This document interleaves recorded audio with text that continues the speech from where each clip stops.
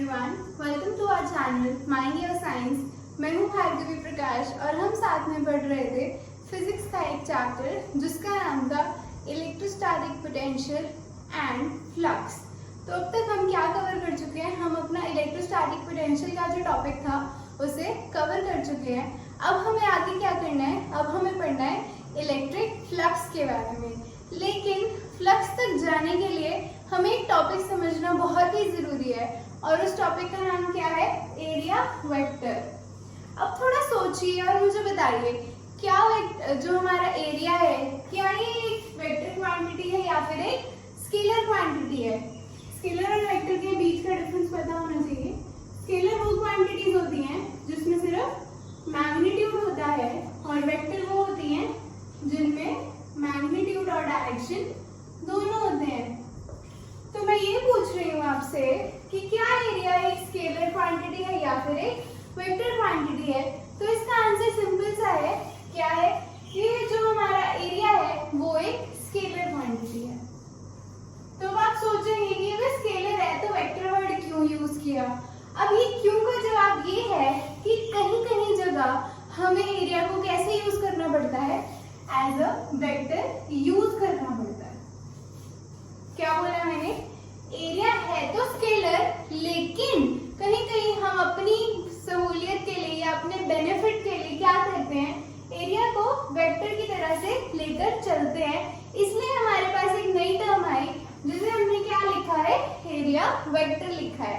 अगर आपने मेरी पहले की वीडियोस देखी हैं तो मैंने आपको एक सिंपल सी ट्रिक बताई थी कि अगर फोर्स है इसे आपको वेक्टर में लिखना है तो क्या कर दो? साथ में एन कैप लगा दो।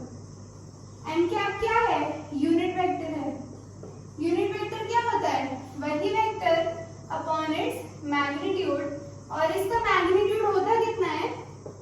1 यूनिट होता है। और ये हमें क्या बताता है? Use to specify the direction. यानी कि जो हमारा यूनिट वेक्टर है वो हमें क्या दे रहा है? डायरेक्शन दे रहा है। तो मैंने ये बताया था कि कोई भी वेक्टर क्वांटिटी है तो उसको वेक्टर में कन्वर्ट करने के लिए सिंपली क्या कर दो? आगे एक यूनिट वेक्टर वहां लगा दो। तो यहाँ यूनिट वेक्टर को हमने एन कैप से डिनोट किया है और जो यूनिट वेक्टर का मैग्नीट्यूड कितना है? 1 है। और क्या बताया मैंने? किस लिए यूज होता है? डायरेक्शन बताने के लिए यूज होता है। अब अगर मैं इसको f को 1 से मल्टीप्लाई कर भी लूं तो आएगा तो f ही, कुछ फर्क नहीं पड़ा। तो इसमें हमें क्या देखना है? एरिया वेक्टर में वेक्टर क्या बता रहा है? डायरेक्शन बता रहा है। और डायरेक्शन कौन बताता है? यूनिट वेक्टर बताता है। इसका मतलब अगर हम इन दोनों बातों को जोड़ दें तो क्या निकल कर आया कि एरिया वेक्टर बताने के लिए हमें क्या स्पेसिफाई करना पड़ेगा? यूनिट वेक्टर को स्पेसिफाई करना पड़ेगा। इसकी थोड़ी सी डेफिनेशन फॉर्म में इसको लिख लेते हैं। तो बोर्ड पे क्या लिखा हुआ है कि normal drawn on the surface. Simple सी डेफिनेशन एरिया वेक्टर की क्या है? वो क्या है? एक नॉर्मल है जो हम किसी सरफेस पे ड्रॉ कर देते हैं। अब मान लो ये मेरी एक सरफेस है, ये वाली सरफेस मैंने ले ली, सरफेस ही है ये, ठीक है। अब ये सरफेस पे क्या बोल रहा है? नॉर्मल ड्रॉ कर दो। नॉर्मल कैसे ड्रॉ करेंगे? ऐसे ड्रॉ करेंगे। इसके परपेंडिकुलर एक लाइन होगी, ये वाला एंगल हमारा कितना होगा? 90 डिग्री होगा। तो हमने ये क्या कर लिया? नॉर्मल ड्रॉ कर दिया। और यही क्या है? हमारा एरिया वेक्टर है। आसान है? बहुत आसान है। क्या बताया मैंने कि एरिया वेक्टर क्या है? Normal drawn on the surface.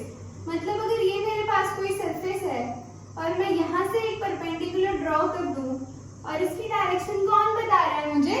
Unit vector बता रहा है। क्यों बता रहा है? क्योंकि यूनिट वेक्टर का काम ही क्या है? डायरेक्शन को स्पेसिफाई करना। ये हमने 11th में पढ़ा है। तो जो एन कैप है ये हमें क्या बता रहा है? डायरेक्शन बता रहा है, ठीक है। अब हमें डायरेक्शन पता लग गई, मैग्नीट्यूड पता लग गया कि इसका एरिया कितना है। तो ये क्या बन गया? एक वेक्टर क्वांटिटी बन गया। अब अगर आपके माइंड में ये सवाल आ रहा है कि हमने नॉर्मली क्यों ड्रॉ किया, ऐसा कुछ ड्रॉ क्यों नहीं किया, या ऐसा कुछ क्यों नहीं किया, या ऐसा कुछ क्यों नहीं किया, उसका आंसर क्या है कि जो नॉर्मल होता है to the plane specifies the orientation of the plane. क्या लिखा है कि जो नॉर्मल होता है किसी प्लेन के ऊपर या किसी भी सरफेस के ऊपर, वो क्या बताता है? हमें ओरिएंटेशन बताता है किसकी? प्लेन की। अब हमारे पास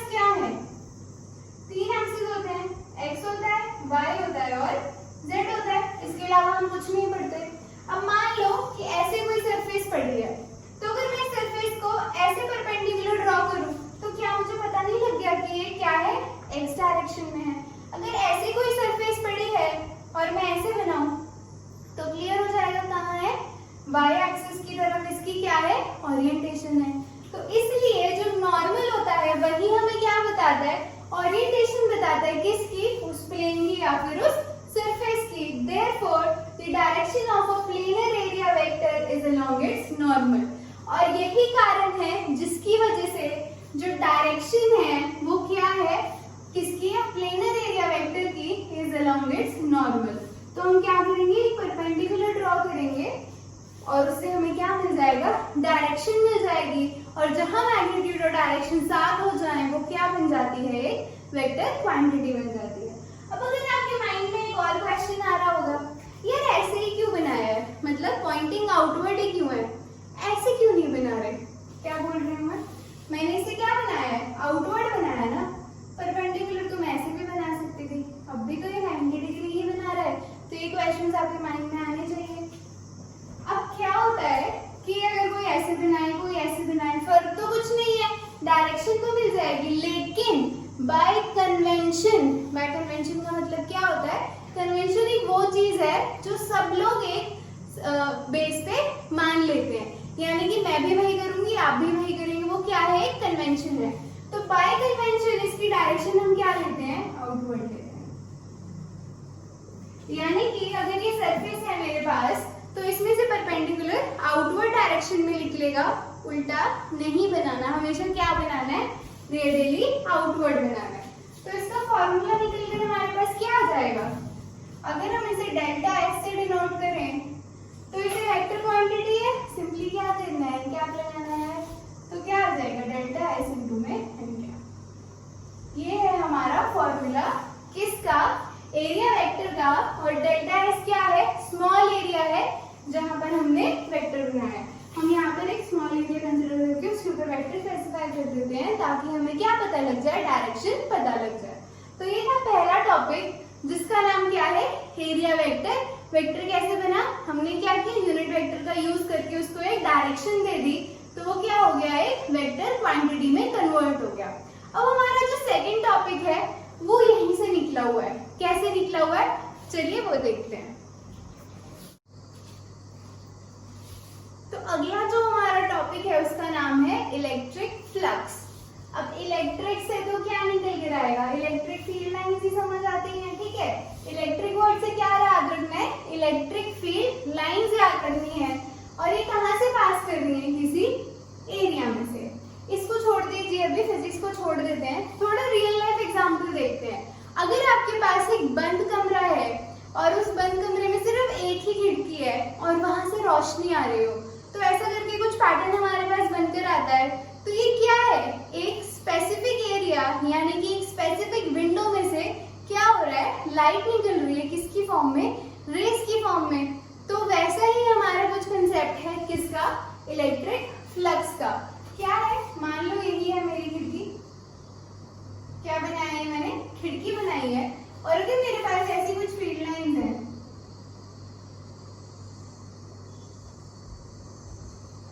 तो ये क्या कर रही है, विंडो में से पास कर रही है। बट क्या होगा, क्या सारी फील्ड लाइंस इसमें से पास करेंगी, नहीं करेंगी। जैसा कि विंडो के एग्जांपल में है, अगर उसमें से लिमिटेड नंबर ऑफ रेज आपके रूम में आ रही है, इसका मतलब ये तो नहीं है कि बाहर उतना ही सूरज है, नहीं है ना, क्योंकि बाहर तो क्या है, फुल लाइट है, लेकिन आपके विंडो का एरिया क्या है, रिस्ट्रिक्टेड है, या फिर क्या कह सकते हैं आप, छोटा है। तो हम वही करेंगे, फील्ड लाइंस तो पूरे में है, जैसे कि सन की रेस तो पूरे में है, लेकिन हमने तो वही स्पेसिफिक खिड़की खोल रखी है जहां से वो रोशनी अंदर आ सके। तो ये कंसेप्ट है हमारा इलेक्ट्रिक फ्लक्स का।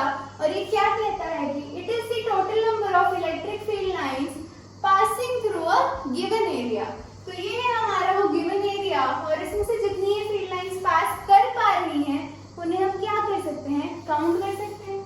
ये जा रही है 2, 3, 4, 5, 6 और 7। तो इसका फ्लक्स कितना आ जाना चाहिए, 7 आ जाना चाहिए। आसान है, बहुत आसान है। अब क्योंकि हम फिजिक्स पढ़ रहे हैं तो फॉर्मूला तो आएगा। तो इसका फॉर्मूला क्या है, फ्लक्स को किससे डिनोट करते हैं, पहले वो देखते हैं। फ्लक्स को हम डिनोट करते हैं सिंबल फाई से, लेकिन हम क्या कर रहे हैं, छोटा एरिया ले रहे हैं, इसलिए हम क्या लिखते हैं, डी फाई लिखते हैं। और इसकी डेफिनेशन क्या कहती है, total number of electric field lines.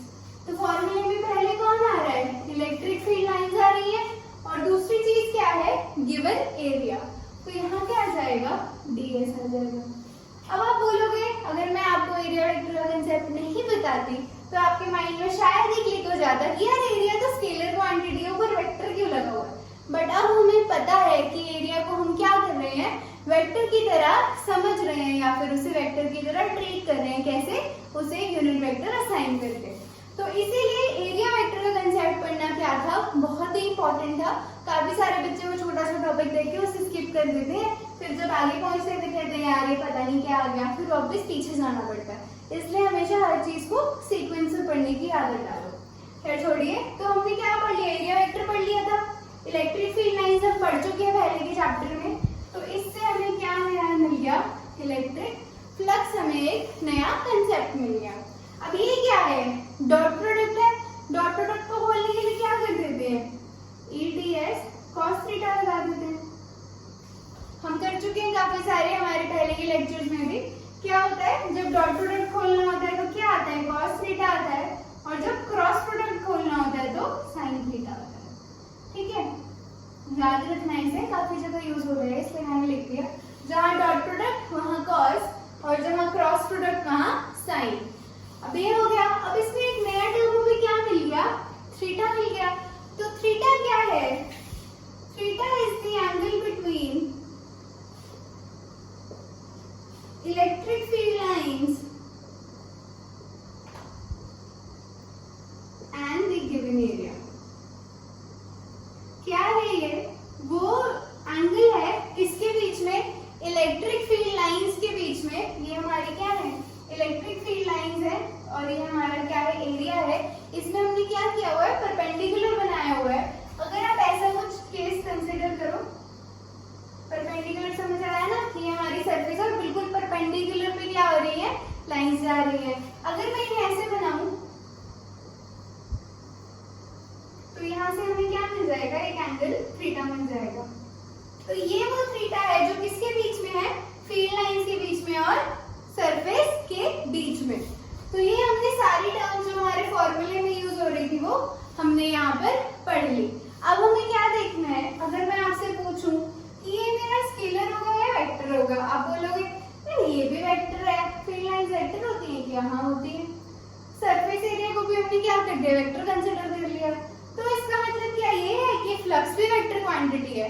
नहीं, फ्लक्स क्या है, स्केलर है। अब पूछो कैसे स्केलर है, बताती हूँ। जो हमारा डॉट प्रोडक्ट होता है ना, डॉट प्रोडक्ट हमेशा हमें क्या देता है, स्केलर क्वांटिटी देता है। आप किसी भी चीज का क्या करो, डॉट प्रोडक्ट करो, तो आपके पास जो रिजल्टेंट क्वांटिटी निकल कर आती है वो कैसी होती है, स्केलर होती है। और अगर क्रॉस प्रोडक्ट करके निकालो तो वो क्वांटिटी हमेशा क्या होगी, एक वेक्टर क्वांटिटी होगी ही होगी। इसमें कोई भी दो राहें नहीं है। अगर आपको ये कंसेप्ट समझ नहीं आया है तो अगर आपको 11th की किताब खोल के एक बार इसे वापस से पढ़ लेना चाहिए, काफी अच्छे से क्लियर हो जाएगा कि क्यों डॉट प्रोडक्ट स्केलर है और क्यों क्रॉस प्रोडक्ट वेक्टर है। लेकिन अभी के लिए ये याद रखना कि डॉट प्रोडक्ट स्केलर देता है और क्रॉस प्रोडक्ट हमें वेक्टर क्वांटिटी प्रोवाइड करता है। तो ये सब हमने कर लिया। अब क्या बचा, स्पेशल केसेस करते हैं। स्पेशल केसेस किसके करोगे यार, थीटा के करेंगे। जहां पर भी हमें थीटा मिलता है वहां हम क्या करते हैं, अलग अलग एंगल्स की वैल्यू को पुट करके देखते हैं। अब मान लो थीटा क्या है, 0 है। थीटा क्या है मेरा, 0 है। तो थीटा 0 होने से क्या होगा, डी फाई क्या बन रहा है, EDS cos 0। cos 0 कितना होता है, 0 तो नहीं होता ना, 1 होता है। तो EDS आ जाएगा। तो ये जो मेरे पास वैल्यू है ये क्या है, मेरी मैक्सिमम वैल्यू है। यानी कि जब थीटा 0 होगा तो मुझे मैक्सिमम वैल्यू ऑफ फ्लक्स वहां पर मिलेगी। अब अगर मैं बोलूं थीटा 90 डिग्री कर दो यार, तो डी फाई कितना आएगा, EDS cos 90 डिग्री। cos 90 कितना होता है, 0 होता है। यानी कि जब हमारा थीटा क्या है, 90 डिग्री है, यानी कि 90 डिग्री है, तो डी फाई कितना आ रहा है, इलेक्ट्रिक फ्लक्स कितनी होगी, 0 होगी।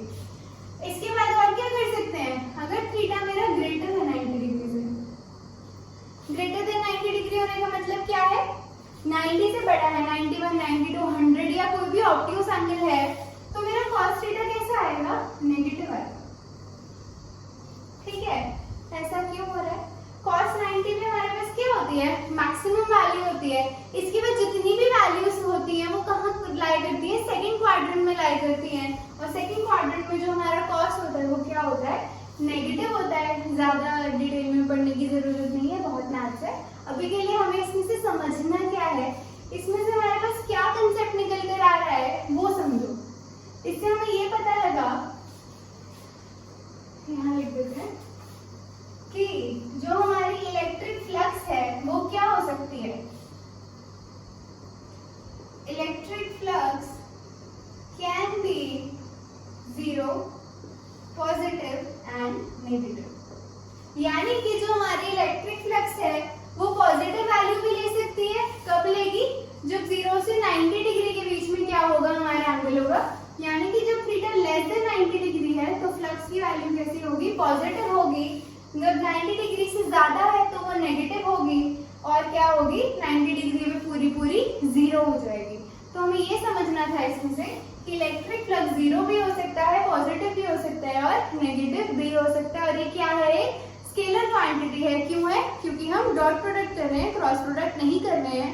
और डॉट प्रोडक्ट से हमेशा हमें क्या रिजल्टेंट मिलता है? स्केलर टाइप का रिजल्टेंट मिलता है। तो ये था हमारा टॉपिक किसका? इलेक्ट्रिक फ्लक्स का। क्या किया आज हमने? एरिया वेक्टर निकाला। एरिया वेक्टर से हमने क्या देखा कि डायरेक्शन देने के लिए क्या कर दो? यूनिट वेक्टर को यूज कर लो। फिर उसी का हमने कहाँ इस्तेमाल किया? यहाँ पर क्या पढ़ने के लिए? इलेक्ट्रिक फ्लक्स को समझने के लिए। अगर आपको कोई डाउट है या कोई क्वेश्चन है तो आप नीचे कमेंट सेक्शन में कमेंट कर सकते हो। थैंक यू सो मच आज की वीडियो देखने के लिए।